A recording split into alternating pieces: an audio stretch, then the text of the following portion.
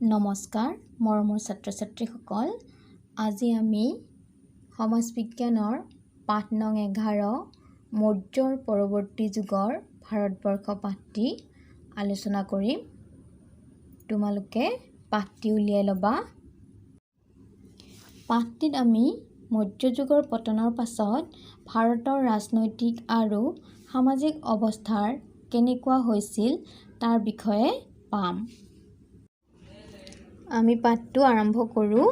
ভাৰতবৰ্ষত মৌৰ্য বংশৰ ৰজাসকলে বহুদিন ধৰি শাসন কৰিছিল। চন্দ্ৰগুপ্ত মৌৰ্যই প্ৰতিষ্ঠা কৰা মৌৰ্য সাম্ৰাজ্যখন অশোকৰ দিনত এখন বিশাল সাম্ৰাজ্যত পৰিণত হৈছিল। মৌৰ্য সাম্ৰাজ্য প্ৰতিষ্ঠা কোনে কৰিছিল? চন্দ্ৰগুপ্ত মৌৰ্যই। সেই সাম্ৰাজ্যখন অশোকৰ দিনত এখন বিশাল সাম্ৰাজ্যত পৰিণত হৈছিল। কিন্তু অশোকৰ মৃত্যুৰ পাছত তেওঁৰ উত্তৰাধিকাৰীসকল ইমান দুৰ্বল আছিল যে সেই সাম্ৰাজ্যখনৰ পতন আৰম্ভ হৈছিল। মৌৰ্য সম্ৰাট বৃহদৰ্থক তেওঁৰে সেনাপতি পুষ্যমিত্ৰ শুংগই হত্যা কৰি শুংগ বংশ প্ৰতিষ্ঠা কৰিলে। মৌৰ্য সম্ৰাট বৃহদৰ্থকক কোনে হত্যা কৰিছিল? তেওঁৰ সেনাপতি পুষ্যমিত্ৰ শুংগই হত্যা কৰিছিল আৰু শুংগ বংশ প্ৰতিষ্ঠা কৰিছিল।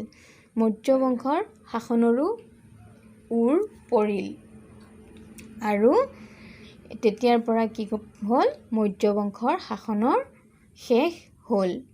এতিয়া তোমালোকক এইখিনিতে প্ৰশ্ন সুধিব পাৰে, মৌৰ্য বংশৰ শেষৰজন ৰজা কোন আছিল? যিহেতু মৌৰ্য বংশৰ এইখিনিতেই শেষ হৈছিল, গতিকে মৌৰ্য বংশৰ শেষৰজন ৰজা আছিল বৃহদৰ্থক। শুংগ বংশ কোনে প্ৰতিষ্ঠা কৰিছিল?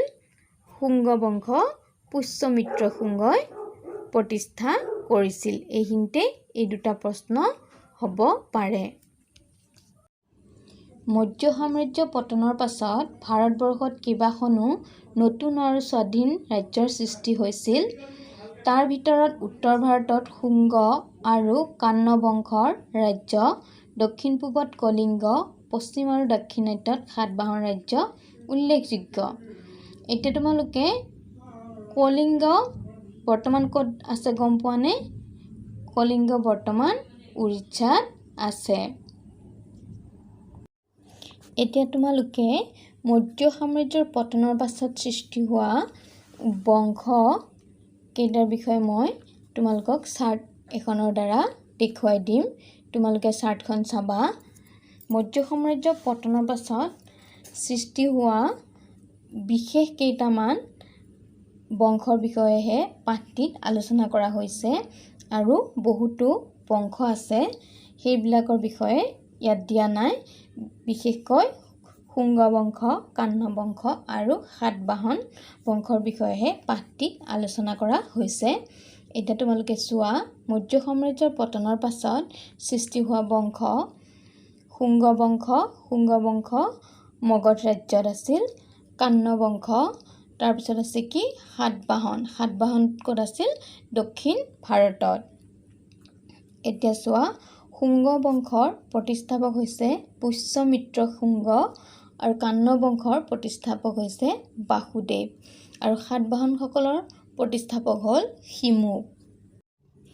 যেনেদৰে মৌৰ্য সাম্ৰাজ্য পতনৰ পাছত ভাৰতবৰ্ষত কেইবাখনো নতুন আৰু স্বাধীন ৰাজ্যৰ সৃষ্টি হৈছিল, ঠিক তেনেদৰে মৌৰ্য সাম্ৰাজ্যৰ পতনৰ ফলতো ভাৰতত যি ৰাজনৈতিক বিশৃংখলতাৰ সৃষ্টি হৈছিল, তাৰ সুবিধা লৈ এটাৰ পাছত আন এটা বিদেশী জাতি ভাৰতলৈ আহিবলৈ লৈছিল আৰু ভাৰতবৰ্ষৰ বিভিন্ন অঞ্চল তেওঁলোকে দখল কৰি নিজা শাসন প্ৰতিষ্ঠা কৰিছিল। প্ৰথমতে আহিছিল গ্ৰীক বা যৱনসকল, তেওঁলোকৰ পাছত শক আৰু পাৰ্থিয়ান বা পহলৱসকল। পহলৱসকলৰ আঁতৰাই কুষাণসকলে ভাৰতত তেওঁলোকৰ আধিপত্য স্থাপন কৰিছিল। আজি আমি মৌৰ্য সাম্ৰাজ্যৰ পতনৰ পাছত সৃষ্টি হোৱা উল্লেখযোগ্য বংশ কেইটাৰ বিষয়ে আলোচনা কৰিম। মৌৰ্য সাম্ৰাজ্যৰ পতনৰ পাছত ভাৰতলৈ অহা বিদেশী জাতিসমূহৰ বিষয়ে আজি আমি আলোচনা নকৰোঁ। আমি এতিয়া শুংগ বংশৰ বিষয়ে আলোচনা কৰিম। শুংগ বংশৰ প্ৰতিষ্ঠাপক পুষ্যমিত্ৰ শুংগ। তোমালোকে যিখন চাৰ্ট দিছিলোঁ চাৰ্টখন চোৱা। মই তোমালোকক এই শুংগ বংশৰ বিষয়ে চমুকৈ টুকাৰ নিচিনা এটা দিছোঁ চাৰ্টখনত। শুংগ বংশত 10জন ৰজাই ৰাজত্ব কৰিছিল। ৰাজত্বকাল আছিল 122 বছৰ। পুষ্যমিত্ৰ সিংহ এই বংশৰ আটাইতকৈ উল্লেখযোগ্য আৰু শক্তিশালী ৰজা আছিল। পুষ্যমিত্ৰ শুংগৰ পিছৰ ৰজাসকল হ'ল অগ্নিমিত্ৰ, সুজ্যেষ্ঠ, সুমিত্ৰ, আদ্ৰকা, পুলিন্দকা, ঘোষ, বজ্ৰমিত্ৰ, ভাগৱত, দেৱভূতি। এইসকল পুষ্যমিত্ৰ শুংগৰ পিছৰ ৰজা আছিল। এতিয়া আমি পুষ্যমিত্ৰ শুংগৰ বিষয়ে আলোচনা কৰিম। পুষ্যমিত্ৰ শুংগ এই বংশৰ আটাইতকৈ উল্লেখযোগ্য আৰু শক্তিশালী ৰজা। তেওঁৰ ৰাজত্বকাল খ্ৰীষ্টপূৰ্ব 184 পৰা খ্ৰীষ্টপূৰ্ব 148 বুলি জনা যায়। তেওঁ 34 বছৰ ৰাজত্ব কৰিছিল। তেওঁৰ দিনত গ্ৰীকসকলে দুবাৰ ভাৰত আক্ৰমণ কৰিছিল। পুষ্যমিত্ৰ শুংগৰ দিনত গ্ৰীকসকলে দুবাৰ ভাৰত আক্ৰমণ কৰিছিল। প্ৰথমবাৰ গ্ৰীক আক্ৰমণ হৈছিল আৰু তেওঁৰ ৰাজত্বকালৰ আৰম্ভণিতে আৰু এই গ্ৰীক আক্ৰমণৰ নেতৃত্ব দিছিল ডিমিট্ৰিয়াছে। প্ৰথমবাৰ যেতিয়া গ্ৰীক আক্ৰমণ হৈছিল তেতিয়া গ্ৰীক আক্ৰমণৰ নেতৃত্ব কোনে দিছিল? ডিমিট্ৰিয়াছে। এইটো মনত ৰাখিবা। পুষ্যমিত্ৰ শুংগই এই গ্ৰীক আক্ৰমণ উফৰাই পেলাবলৈ সক্ষম হৈছিল। দ্বিতীয়বাৰ গ্ৰীক আক্ৰমণ হৈছিল তেওঁৰ ৰাজত্বৰ শেষৰ ফালে। এই আক্ৰমণ প্ৰতিহত কৰিছিল পুষ্যমিত্ৰৰ নাতিয়েক বহুমিত্ৰই। প্ৰথমবাৰ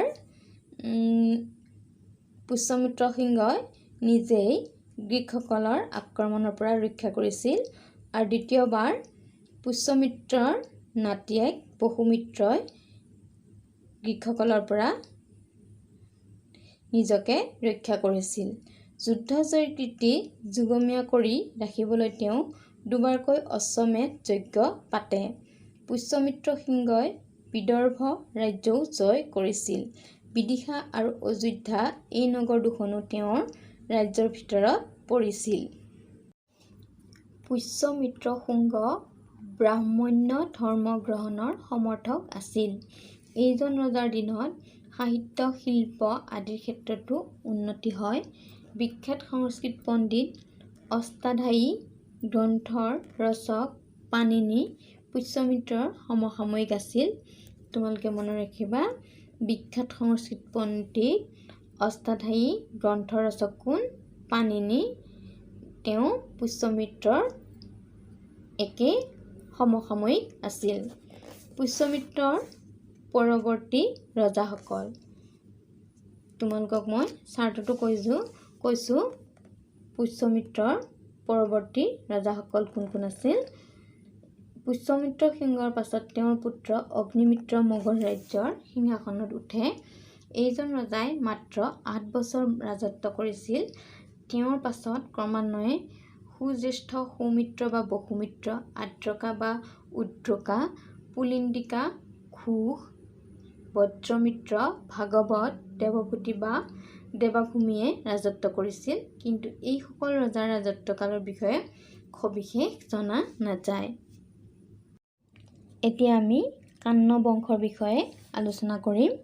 তোমালোকে চাৰ্টখনত চোৱা। কাণ্ড বংশ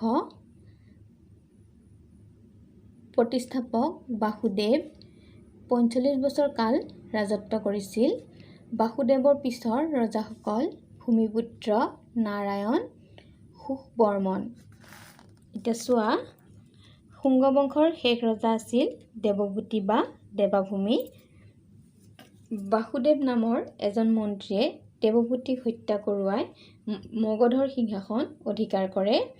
বাসুদেৱে প্ৰতিষ্ঠা কৰা ৰাজবংশটোক কাণ্ড বংশ বুলি জনা যায়। এতিয়া কাণ্ড বংশ কোনে প্ৰতিষ্ঠা কৰিছিল? বাসুদেৱে। কাণ্ড ৰাজবংশই আনুমানিক কিমান বছৰ ৰাজত্ব কৰিছিল? 45 বছৰ। সৰ্বমুঠ ৰজা আছিল মাত্ৰ 4জন। এই বংশৰ ৰজাসকল আছিল তোমালোকক চাৰ্টত কৈছোৱে বাসুদেৱ, ভূমিপুত্ৰ নাৰায়ণ আৰু সুখ বৰ্মন। ছাত্ৰ ছাত্ৰীসকল, আজি আমি পাঠটো ইমানলৈকে আলোচনা কৰিলোঁ। অহা কালাংশত বাকীখিনি আলোচনা কৰিম। নমস্কাৰ।